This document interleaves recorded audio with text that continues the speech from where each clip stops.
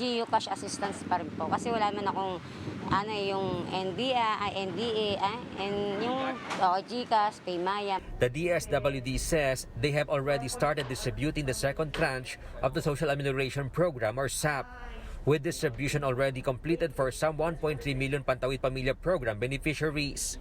The department said they are currently going through the waitlisted beneficiaries in Kapangan, Benguet, Baguio City, and Pampanga. The DSWD is still asking for patience and understanding amid the second tranche of SAP distribution. The department added that they are ready to investigate allegations of mishandling. Tinitiyak po ng departamento na maayos yung implementasyon ng programa, tinitiyak na hindi magkaroon ng duplikasyon doon sa pamimigay ng ayuda. The DSWD resolved to make the process of SAP registration and distribution easier through the Relief Agad website. Here, beneficiaries have the chance to get their dole out through electronic means like Paymaya and GCash. But the DSWD said those who received dole outs in the first round are not guaranteed beneficiaries for the second tranche. For News 5, Ryan Ang, We Are One News. But despite those developments, the Makabayan bloc says the government has ways to go before meeting its distribution target. In a virtual press conference, the progressive lawmakers are saying that government has failed to contain the spread of COVID-19 despite the 3-month lockdown as authorities resorted to a military approach. ACT Teachers Party List Representative Franz Castro also pointed out the delays in SAP benefits. Una, makikita natin sa first 100 days hindi dumapa yung curve noong pagbaba ng mga apektado naging positibo sa COVID-19. Ang nangyari ay dumapa ang buhay at ekonomiya ng ating mga mamamayan. And more than 167,000 OFWs are still stranded abroad. The Labor Department says they are eyeing to repatriate these OFWs within the next 3 months. Most of the stranded Filipino workers are in the Middle East, with more than 158,000 OFWs over there. More than 4,000 are in the Asia-Pacific region, and over 3,000 are in African countries. 1,000 OFWs are also stranded in Europe, while some 256 Filipinos are stranded in the Americas. And at least 250 of these stranded Filipinos are in Hong Kong, but the Consul General is eyeing to have them repatriated within the next 2 weeks. He adds that more than 12,000 Filipino workers are expected to return to the Asian financial hub in the summer. But because of this, the Office of the Consul General is still looking for hotels that will serve as quarantine sites. Lagi po naman naming inuulit na ang mga employer po at ang mga agencies na nagpadala po rito ng mga employees ay siya po ang number 1 na may responsibilidad po na maglagay sa kanila sa quarantine centers, maging hotel man o sa mga pasilidad na tumatanggap po ng quarantine. And commuting is slowly coming back to normal, at least over at the Parañaque Integrated Terminal Exchange or PITEX.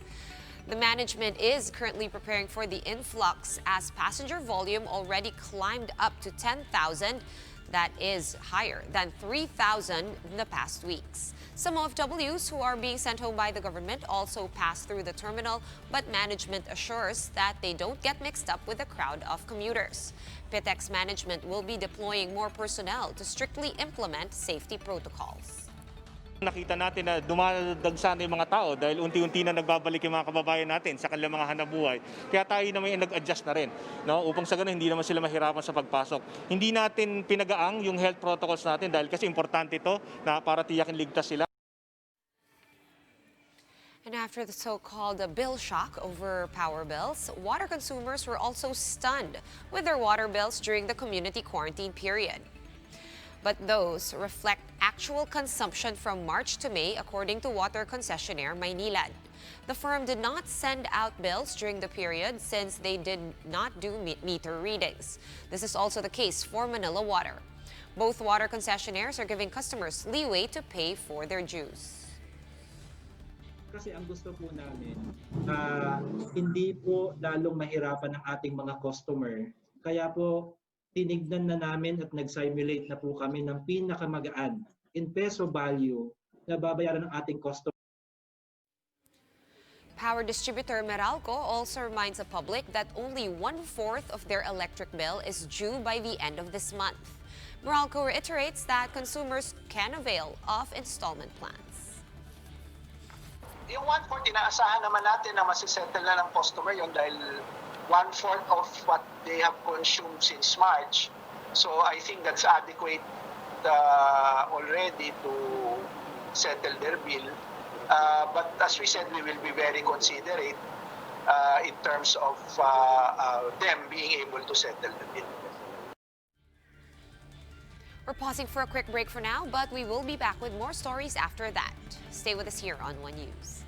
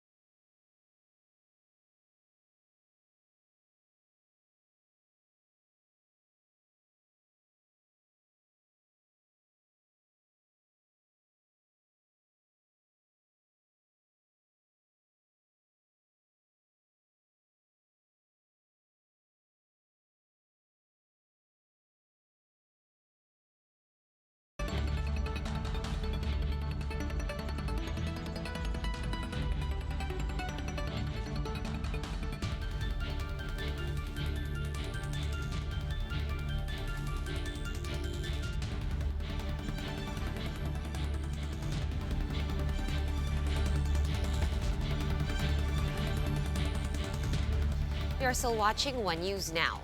COVID-19 cases in the country have reached the 32,000 mark.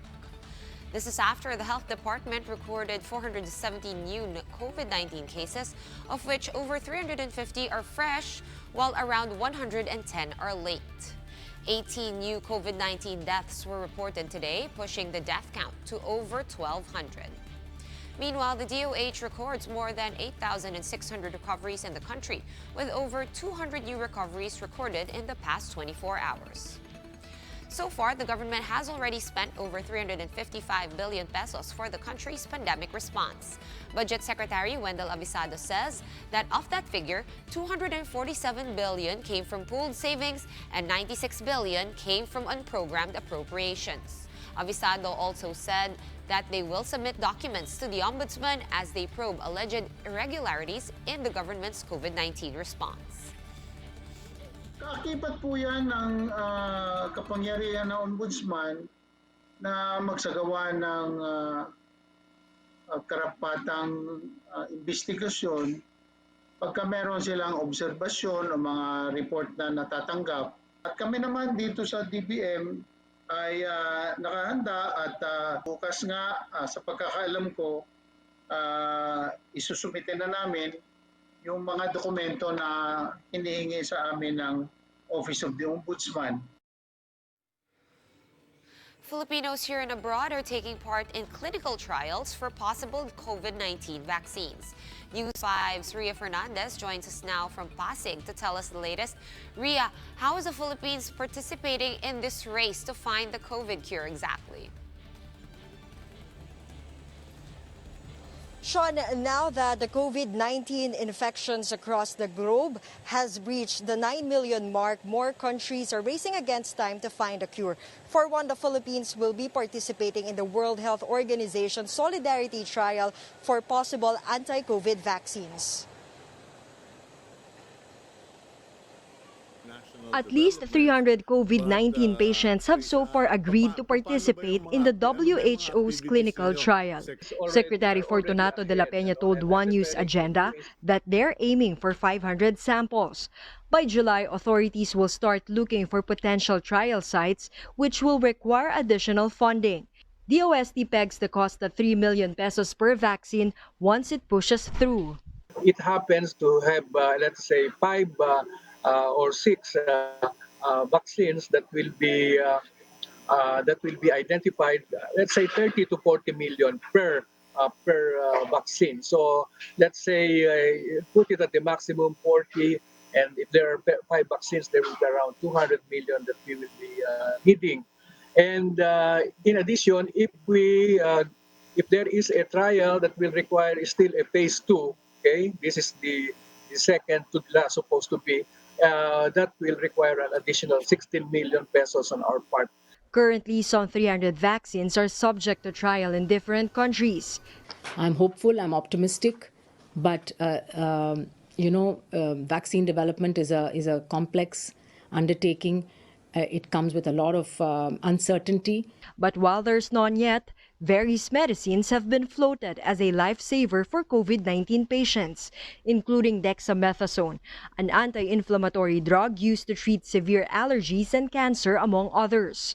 The next challenge is to increase production and rapidly and equitably distribute dexamethasone worldwide. But the health department says it's no magic pill. We want to inform and warn the public not to buy or worse, hoard it in the hope of self-medicating.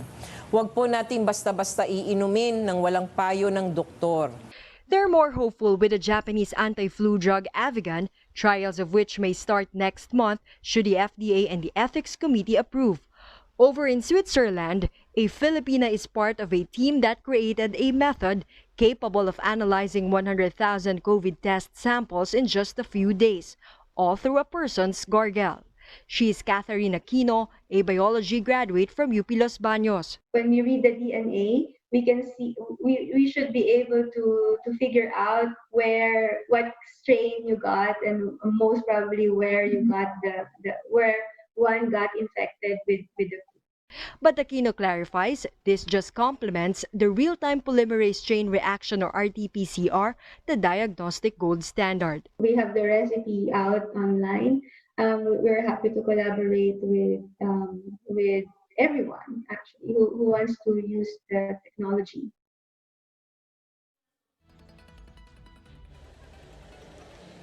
Sean, health authorities reiterate that there is still no cure for COVID-19. So at this point, the best advice that they could still give is to stay at home and practice social distancing, frequent hand washing, and wearing of face masks, among others. Sean? Thanks for all those updates. Ria Fernandez joining us live from Pasig. The health crisis did not stop San Juan City from celebrating their Wata Wata festival. That is the celebration although the celebration was far from usual. There were no cold showers, live performances, and street parties. Instead, an image of patron saint St. John the Baptist was paraded across the city. Authorities reminded residents to stay home and observe physical distancing, as mass gatherings are still not allowed. The liquor ban was also set from 12:01 a.m. until 3 p.m. After the time period, those who still want to drink are only allowed to do so inside their homes. For more updates, follow News 5, The Philippine Star, and Business World online. Visit our website, onenews.ph, for more in-depth analysis. Or you can also catch One News on the Signal Play app. Just register for a free account now at www.signalplay.com and stream One News live anytime, anywhere. I'm Sean Yao, and we are One News.